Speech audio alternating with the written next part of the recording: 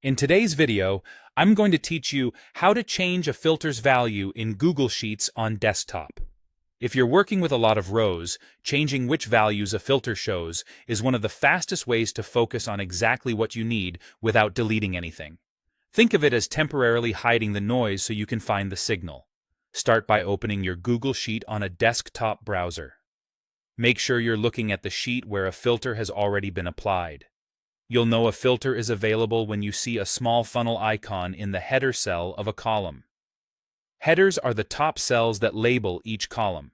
If you don't see the funnel in the header you want, check another header where the filter might be active. Next, click the filter icon in the column header you want to adjust. This opens a menu that lets you control what appears on the sheet. You'll notice options for sorting, but the section we care about right now is Filter by Values. This is where you choose which specific entries in that column should remain visible. Now, check or uncheck the values you want to show.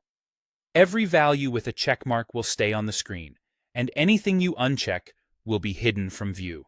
This doesn't delete data, it simply hides rows that don't match your choices.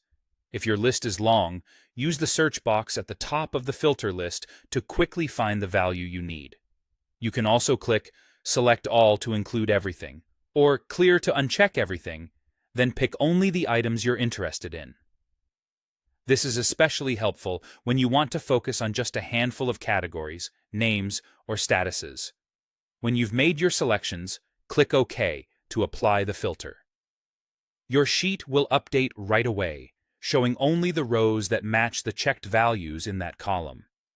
If you want to refine your view further, you can repeat the process on the same column or click the filter icon on another column to layer filters together.